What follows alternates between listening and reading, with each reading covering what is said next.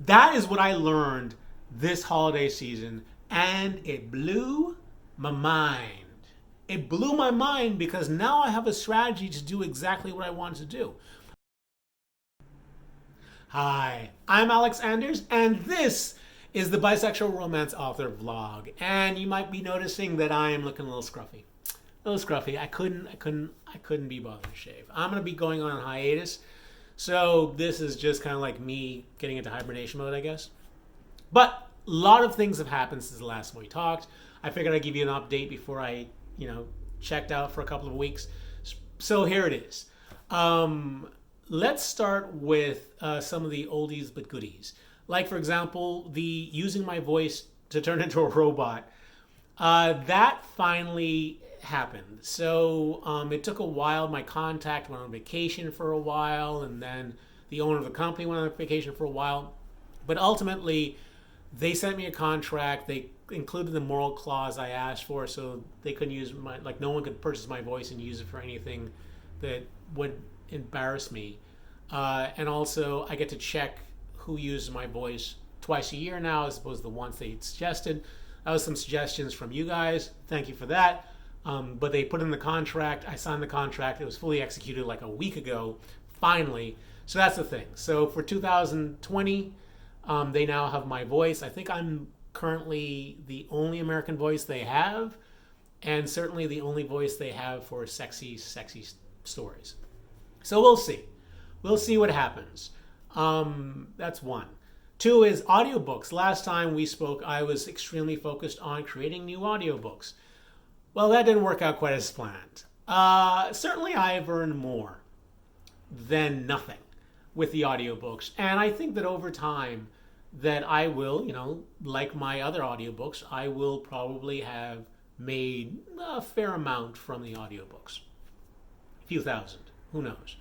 But it did not take off in the beginning like I had hoped, which kind of makes sense. Looking back on it now, it does make sense. And I also did some math, and it turns out that I can only expect the audiobooks to generate about, let's say, 20% of what my ebook has generated. I thought it'd be closer to 40%, something like that, or maybe even 50%, because certainly my other audiobooks over time, over like 7 years, have earned 100% of what my ebooks have earned most of the time or more. So maybe in 7 years, maybe, who knows? But I don't think so. And I think really a more realistic number will be like 20% of what it earns, because the difference is I think the other ones were short stories and my new ones are novels. Who knows? But it looks like it won't earn quite as much, and also that it'll take a long time for it to do it. So yes, it increased my income. Yes, I had a nice little boost during Christmas when I took all of my old titles and I sent them wide, so they ended up on Google was a big one, but also ended up on like some smaller ones like Scribed and other stuff. And libraries, apparently libraries. Who knew libraries generated income? Who knows? But certainly it has not really given me the return on investment that I had hoped, although I don't regret doing it, because if not, I would not have I've not put myself in contact with the AI company, and the AI company might end up being quite lucrative over time. Again, who knows? But that is what happened with the audiobooks. And December 1st, I was, in the process of paying rent, looking at my accounts and stuff like that. And I had realized December 1st, oh, wait, I am going to get through this. Like, this is the worst time, because this is the last time Amazon decided to delete my account. They decided not to pay me. So they took $2,000 that would have been helped me out and kept me afloat. They just decided to keep it. Yeah. So anytime, if you bought my book in during that time period, you just gave the money to Amazon. Anyway, so because of that, things have been really tough. And December 1st, when I realized, I would be able to make rent for the next couple of months, and by that point, the income from the audiobook should kick in, I figured, okay, well, finally, I'd gotten over the hump. I could survive this. So I continued to work and kind of work on my next book, which is going to be called Hurricane Lane. I worked on that for like the first 2 weeks or so. Started writing it, got to a point where there was something wrong with the book. I couldn't figure out what, and I kind of just went, you know what? It's been a hard year. I think I'm gonna take some time off. I'll make rent for January. I'm gonna take some time off, and I did. I thought I was gonna take a vacation. I did not take a vacation. Instead, I learned something that will change the direction of probably my life, but certainly my career. So I decided to take some time to do all the things I wanted to do, but I haven't had the time because I've been working nonstop. And part of that was, well, actually, almost all of that ended up being watching author podcasts. So there was this new author podcast that started out on podcast, which also gets put on YouTube, from a group called Six Figure Authors. I think, the Six Figure Author podcast. And it was new, so I was able to check the first couple of episodes, and they spent a lot of time talking about how to become a six-figure author, which I thought, this is perfect because this is going to be my focus for 2020. My goal is to have a $15,000 month, which would be incredible considering where I'm starting. But my goal is to have a $15,000 month, and that kind of equates to a six-figure a year income. So this is perfect. And I realized by watching the podcast, I have had a six-figure year once, and that was a couple years ago. And the way I did that was 50% of my income came from English, books in English, and then the other 50% came from my income from German, Spanish, French, Italian, and Portuguese. And combine those together, I had six figures that year. So I figured that was the strategy. So my strategy, to get to the $15,000 mark for 1 month, was that I was going to write quickly, record the audiobook, translate it into German and French, and then do it again. And hopefully, if I had 3 that were being released at the same time, that was like that month when they were all kind of like, one was on the downswing, one was in the middle of the upswing, then one was on the beginning of the upswing. That same month, I would be able to achieve my goal. That was my plan. But these six-figure authors were talking about how they're making their money. And it turns out they're making basically almost all of their money in English. So there's a way of doubling twice my income just from English. And the key, apparently, and I've heard this before, but I never quite understood it. And even the time when I heard it this time, I didn't understand it. The key was series, writing series. Like at this point, everyone who's successful, every single person who's successful says that the way to be successful is to write series. I have not been writing series. And I've had, I've never been, not in the last couple of years, I haven't been flowing in money, but I haven't done bad. I've had a great income previous to this year for the last 3 years or so. And I haven't been writing series. So I thought, okay, well, maybe in some genres you write series, but not in other genres, not in romance per se. And I looked at the top list of bisexual romance, and none of them were writing series. None of them. They were all standalones. And I thought, okay, well, bisexual romance is different from everything else. In bisexual romance, the readers only care about series. Yeah. Okay, so they said that, and I was like, I absorbed that, and I was like, okay, well, maybe I should start thinking about series. Maybe I should think about the book that I just started writing. Maybe I should figure out how to put that into a series. So that was just going in the back of my mind. And the other thing they said that they did was advertise. And I knew that. I also knew that. I have been trying to get my books on Facebook, to advertise on Facebook, but the deal is that my covers are too sexy. People are shirtless and almost looking naked and kissing. It's too sexy for Facebook. At least some of them are. Sometimes they would accept my ads, sometimes they won't. And even when they do accept it, I don't make enough money to justify the advertisement. So it just wasn't a successful plan. And then the other form of advertisement, other place you can advertise is on Amazon itself, which people think are very successful. Like authors who use it find it very successful. The problem with that one, though, is my covers are too sexy. So either I can change my covers to make it less appealing to people people who are looking on bestsellers lists and looking at things, deciding whether or not to get the book. So I lose some sales there and maybe get some in advertising. Like that's something I'd been like thinking about for a while. My last book, Her Best Bad Decision, I thought that cover would get passed, but unfortunately it got rejected from Amazon. I didn't try it for Facebook, but for Amazon, they rejected that cover as well, saying it was too sexy. So my entire thing was, do I just like put them all in clothes and just call it a day? Maybe that's what I should do. But then they mentioned something else. And there's a third avenue that people advertise through called BookBub. Now, BookBub, I've known for 5 years, 6 years, that this is a very successful way of advertising your book. But the problem is that they're very selective. They curate the ads the books you can advertise on their site. The premise is if you love books, you should know about this site.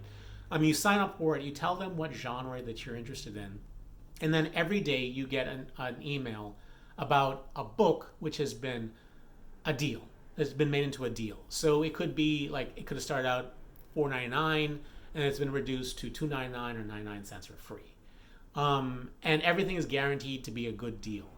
And because they curate it and it's only once a day, the books are books with good rankings and good ratings and all that stuff. So you're guaranteed to have a good deal for a good book in the genre you want. Now, I've known about this for a while now, but for me, because I wrote erotica, the challenge was always to get enough reviews and also to be able to discount it enough. So with my old stuff, it was mostly about the reviews. With my new stuff, where I have enough reviews, it's about the fact that I already sell my books at 99 cents, so I can't give them a deal. What's the deal if it starts out at 99 cents? There is no deal. So I haven't even tried.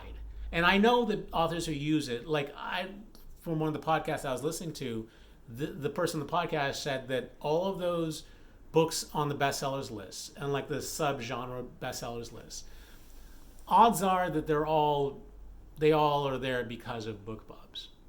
Like that's huge. That's huge that they could all be there because of BookBubs. I had a hard time believing that, but I accept that for what it is. But during this entire thing, when the six-figure author people were talking, they talked about Amazon, they talked about Facebook, they talked about BookBub, and then they talked about something else called, there's two forms of BookBub, and I kind of knew this but didn't pay much attention to it. There's the BookBub that I just described, and then there's another place where the ads aren't curated. It's curated. So when you get the email as a consumer, as a reader, you get the daily deal, but underneath that is like a little space, and they put in an advertisement there for a book, and they won't curate what they put there. But the odds of people clicking on that is lower than the one on top. But this is basically the same kind of structure as if you were to advertise on Amazon. What you do is you choose an author whose books are like yours, who have a lot of followers, and then you advertise to the people who have said that they like that person's books. And perhaps you do well, perhaps you don't. Here's the thing. I decided, I had seen it before and I knew what it was, but I thought it was too complex and I didn't want to figure it out. But since I had all this time, because I took time off, I decided, well, let me do a test on it. Since all these people are talking about it, and they said it was a successful way of generating income, so let me try and do it. So I had time, I figured out, and I have some, space on my credit card, so I'll try this. I did, and let me tell you, it took a while for me to figure out who was the best author I should advertise against and all that stuff, and what's the best ad.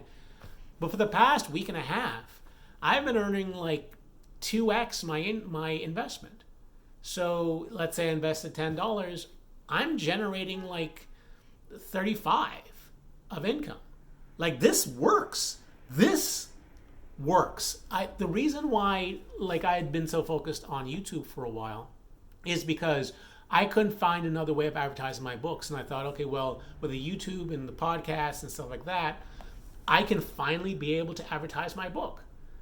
And I can get new readers. Because part of the problem is that I have a very limited amount of readers. There's strategies where you can have a lot of readers and produce only 1-2 books a year, or you can have a minimum amount of readers and then you can just release a lot of books. I have a minimal amount of readers.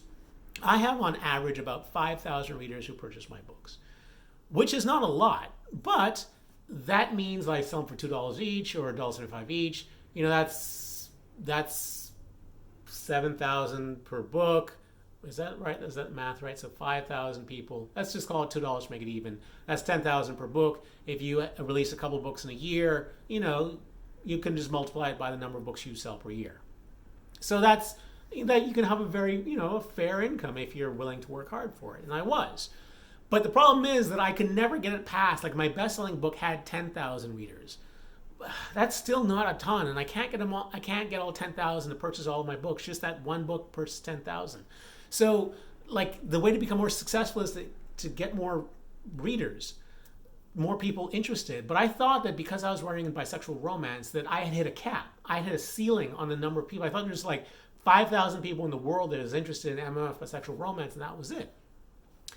But running the ads on BookBub, I have realized that, first of all, there are more people writing MMF bisexual romance than are on the bisexual romance bestsellers list. Because I guess those people put their books under gay, or they put the books under something else. Whatever it is, I'd never seen it. Or actually probably what it was is that they go wide. So the only people who can get on the bestsellers list on Amazon are basically people who are exclusive with Amazon. And these people, there are other people who aren't exclusive with Amazon. And they are making a ton of money. They are making even more money than certainly I was by going wide and by doing the strategies they do. But they exist. And they exist on BookBub. And they have a lot of followers on BookBub. So I was running my advertisements against them. And not only was I earning 2x my investment, but I'm introducing my books to significantly more people. So about 1,200 people have clicked on my ads since I've started running it. So that's 1,200 people who did not know who I was beforehand that now do. So that's like, I had a limit of 5,000 people who are basically all from Amazon who were purchasing my books. But now I have 1,200 new people. I have 20% more new people who know who I am because of my advertisements. So that means the next time I release a book, I have a larger customer base delivered to. Not only that, but now I have a way of advertising it so that I am guaranteed to sell more books and get higher on the bestsellers list on Amazon and everywhere else because of it. That's huge. Now, here's the other part. The first part I started talking about series. Now I get it. After all this time, I get it.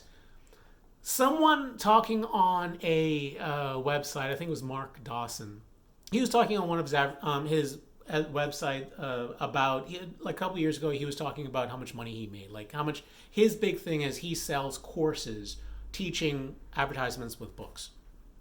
And he makes a ton of money from it.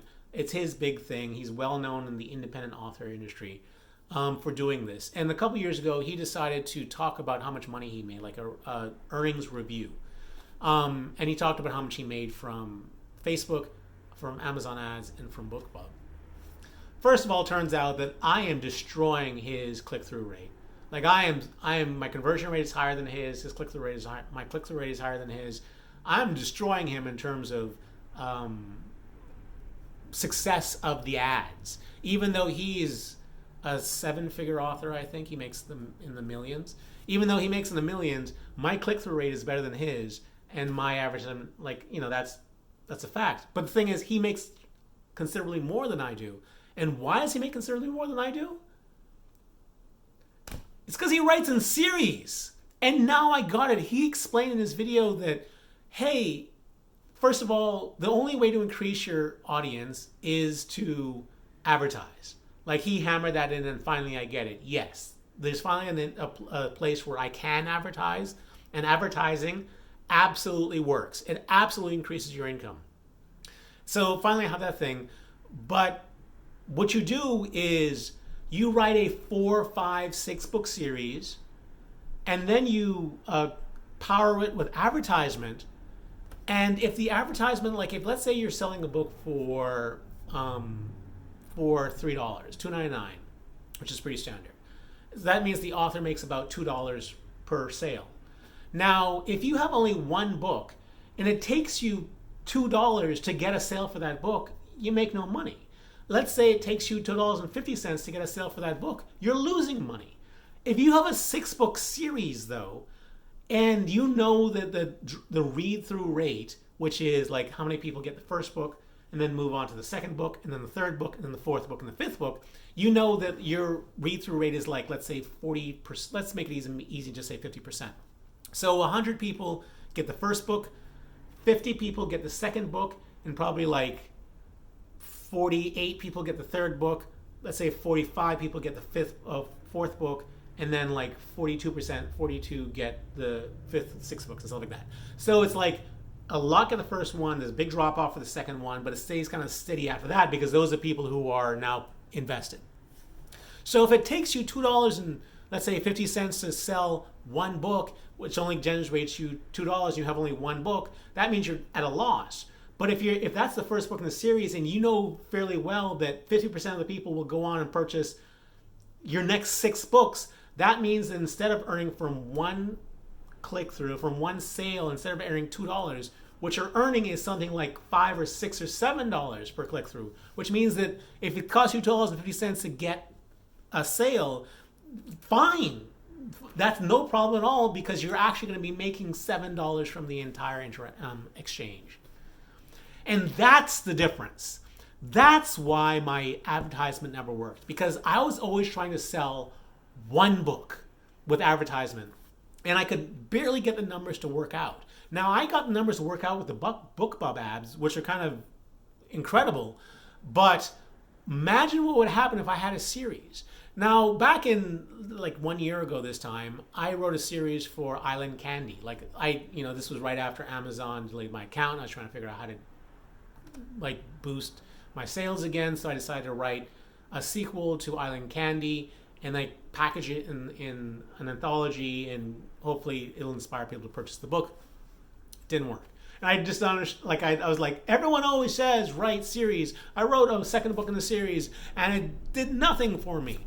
However, the book I was advertisement was Island Candy, and I found out that yes, unfortunately my click-through rate is only 30% because it wasn't structured to be a series. It was structured to be a standalone. I put this on there, but still, 30% of the people who, with my advertisement, 30% of the people who got the first book went on to purchase the second book.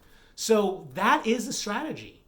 The strategy for all successful authors is A, write a series, and then B, run advertisement against it.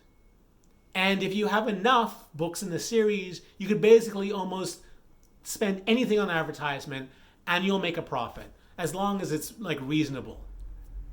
That's it. That's how you become a successful author.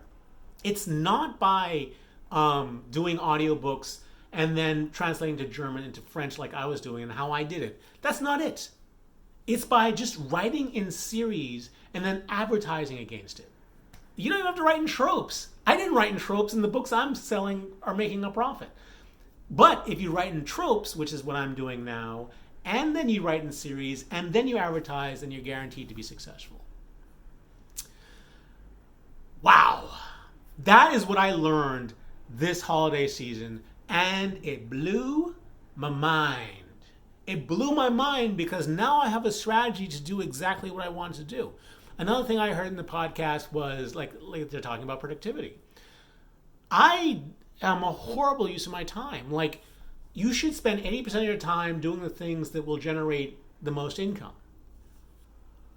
That is not me. I can get obsessed with little things like there's a website called Smashwords, and they make you jump through hoops in order to get your books on there. I spend half a day focused on trying to get it onto Smashwords, figuring out jumping through their hoops to get onto Smashwords in order to sell 4 copies in the lifetime of the book. That's insane. What am I doing? And part of the thing is also I can kind of say I'm going to be taking some time off from YouTube because it takes me an entire day to make a YouTube video, bisexual real talk video sometimes. Sometimes I spend 8 hours making the video, between processing, having to think of the idea, having to research the idea, shooting it, processing it, and then uploading it. That can take 8 hours. 8 hours as opposed to spending that writing books. Now that I know how to get myself out of this forever, I need to really overcharge that. And here's the other thing. I thought that I was like in the clear with my income for December. So I went to pay my rent for January, and like the Venmo didn't go through. And I'm like, well, that's odd. So I go back to my account and I use this thing called Mint to consolidate all of my accounts, because when you're me and you have business accounts and all that stuff, you need a way of tracking. So I have Mint, and it just kind of like takes all of my accounts and tells and like updates it, and I find out how much are my bank accounts from that. Turns out Mint froze, and it had been frozen for like 3 months. So it was telling me I had a lot more money than I did. So in December, when I looked at my account and went, oh, I'm going to be fine, that wasn't the case because it was just frozen. So when I unfroze it, turns out, oh, I am not going to be fine. I am not going to be fine. I'm barely scraping by. I am hugely in debt. And just like everything is not great. Like this is the worst it could possibly be. Because this is also the month. So when you work with Amazon, they pay you 2 months after the month ends. And this is the month when they deleted my account for the 3rd time and decided not to pay me for it. So this was the first time when I just like, when I had almost no money coming. Like this is the worst month to possibly be. Next month I'll have the first from my like audiobook ventures. And so it should go up a little bit more. And then when I get paid for December was probably a pretty good month.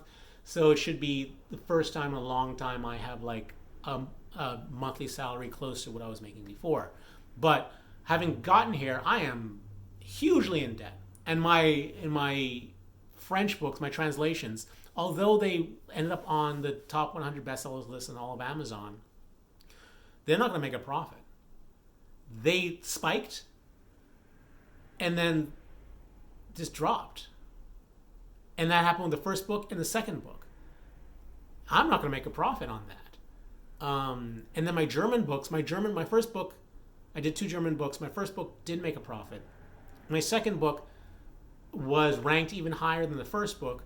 And then someone wrote a 1-star review on it saying that they only read the first 40 pages and it was like another book that they hated.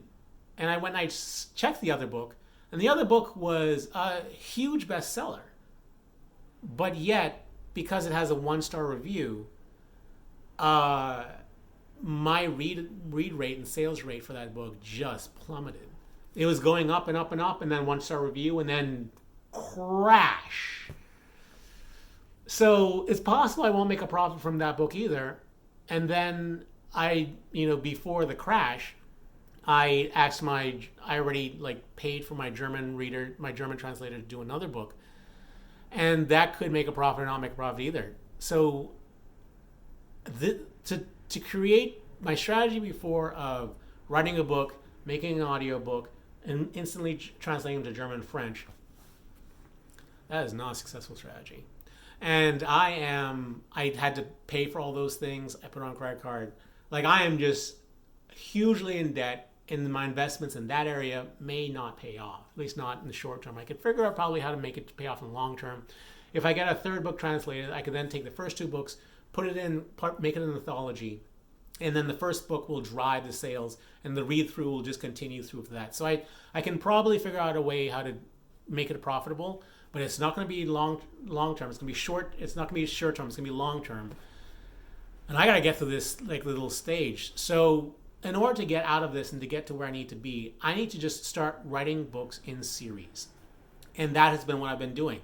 I've decided that instead of working 4 days a week and then having 1 day to do YouTube videos, I'm going to be working 6 days a week, and I'm not going to be doing any YouTube videos, at least for until I get the first 2 books done in the series. So it's probably going to be at least 2 months until I do another video. I might pop in and do another video on this channel just to give you an update of what's going on. But really, to get out of this point that I'm in, I need to be laser-like focused on creating these books. And if I do, I feel like I can get out of here. And there's no way for me to get out of here otherwise, get out of this situation otherwise. Because I have dug myself in deep. And with hindsight being 2020, there are things I could have done better. Like if I did not focus on the audiobooks, short term, I could have gotten out of this by just writing books. But I'm just gonna like let 2019 just have been a learning experience. I learned a lot in 2019 about tropes, about series, about advertisements, especially near the end there. And I'm hoping that what I make going forward will make up for all of 2019. And honestly, I didn't I thought I was going to earn significantly less in 2019. I actually earned, if I were not living in Los Angeles, something that would have been acceptable. It was not enough for me to live on. Like I went in debt hugely.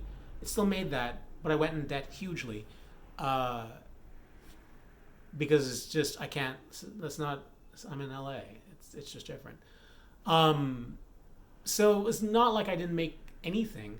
And also, one of the positive things is that I also decided to, I had to focus on building up all of my income outside of Amazon, which I hadn't been doing for years.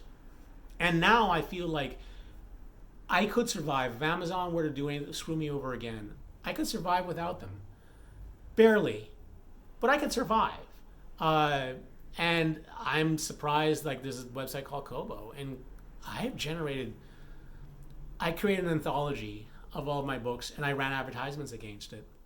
My God, who knew there were so many people buying bisexual romance outside of Amazon? I didn't. I had no idea. But yet, my anthology on Kobo has been wildly successful. With the advertisement, I got up in Canada. It's like the Barnes and Noble of Canada. With advertisement, I was a top 10 romance book in Canada with the advertisement. Who knew? Who knew? And that plus Apple. Apparently, Apple responds very well with advertisement. Barnes and Noble kind of responds well. Google's the only one I can't seem to boost with advertisement. I don't know why. That's usually my second most successful outlet, but yet advertisement just doesn't seem to work against it for whatever reason. I got great click-through rates, but still nothing sells. I still can't figure that out. But yeah, the great thing is that now I could survive without Amazon, but I can't thrive. But now with all the information I have and Amazon, I think that I can wipe out my debt before the end of this year. I mean, if I do it right, I could wipe out my debt in 6 months. But it requires me to just laser focus on writing books, and that's what I'm going to be doing. Am I going to be shaving? No, I'm going to be writing books. That's what I'm going to be doing 6 days a week. It's going to be hard, but I can see the light at the end of this tunnel. So that's my updates for books.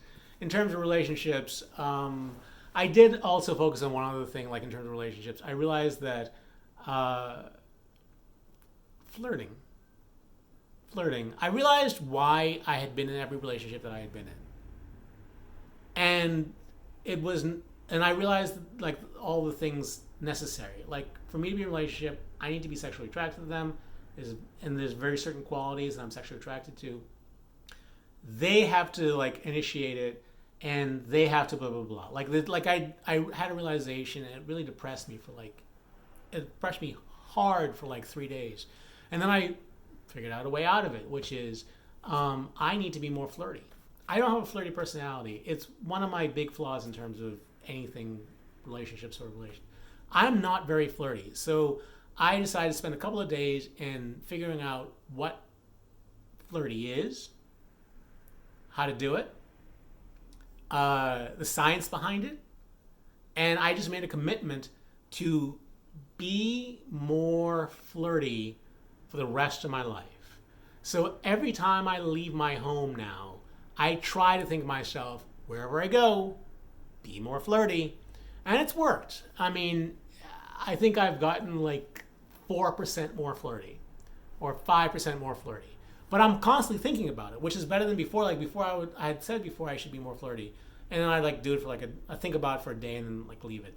But now, ever since I've thought about it, which has been a couple weeks now, like I'm constantly thinking, like when I go to the rock climbing gym, I have to be more flirty. Like with the people I'm kind of interested in, I have been more flirty. I have like, there's a whole strategy to it. I mean, at some point I'm going to make, someone requested me to do a video on how guys could flirt with other guys for the main channel.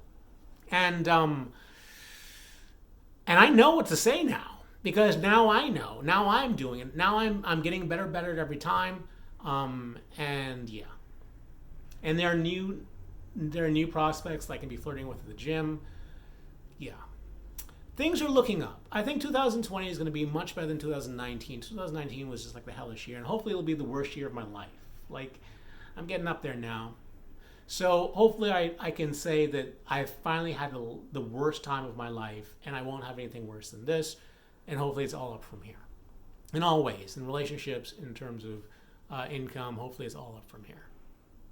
But that's me. That's a long video.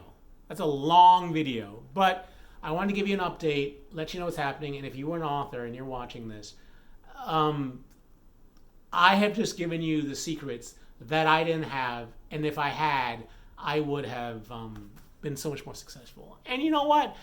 It's funny. I look at the there's one person whose model I followed when I was writing bisexual romance, and she, of course, was writing standalone, and she would get up to like number 2 in bisexual romance and 3 in bisexual romance. And at the time, I would get up to like number 8, 7. I think I got as high as number like maybe as high as 6 or 5. But those times are long gone. And I look at the bestsellers list now, and all the top books, I kept trying to figure out, like, are they specific tropes? Is that what's going on here? Are they actually like gay stories and they just getting put in romance? And I'm like, okay, no, they're actually bisexual characters in this book, so they legitimately decided it should be here. But why are these books here? They're all a part of a series. So previously, where the bestsellers list had just standalone books, now the top of the bestsellers list for bisexual romance, even bisexual romance, is filled with books that are part of a series. Series is the answer, even in bisexual romance. And here I go. I think I got 16,000 words into my latest book. It's hitting the tropes hard. It's hitting all the tropes hard. And the series is going to be Taming the Beast. That's going to be the name of the series. And they're all going to be books about kind of like the alpha male kind of asshole sort of, womanizer sort of person whose heart softens for the person they love. That's the biggest trope I can find. And they're all also going to be fake relationship romances. So they're going to be a combination of a bunch of them. They're probably going to all be a combination of, Taming the Beast, mixture of fake relationships, and friends to lovers. They're all going to be those. All 4 of the books in the series are going to be that. They're going to be standalones, but also they will have a through line of the first 2 characters, or the first 3 characters will appear in all of the rest of the books. So if you want to know what happens with those characters, even though they're just going to pop in for a second, you have to get all of the books. And there will be a through line throughout the 4 stories, but the stories will be told from the perspective of a new relationship, and how that new relationship interacts with those 3 people, as those 3 people from the first book try to accomplish their ultimate goal. Yeah, I've thought a lot about this. And hey, that plus advertisement, I have high hopes. But that's it. Maybe I'll do another video next month to give you an update of where it's going, but you can rest assured that I'll still post on Facebook and stuff. But you can rest assured that I am churning out the words, and that is all I'm doing. That is all I'm doing. All those other things that I used to do for maintenance, like in terms of work that you eat up all of my time, gone. It's all focused on either advertisement, writing, or resting. That's it. And that's it for the video. Well, that was a long one. It's the longest video ever. But if you stuck till here, glad you did. You know all this stuff. If you stuck from here, you've heard it before. So until the next video, stay cooler, my bisexual reader friends. Stay cooler. Bye.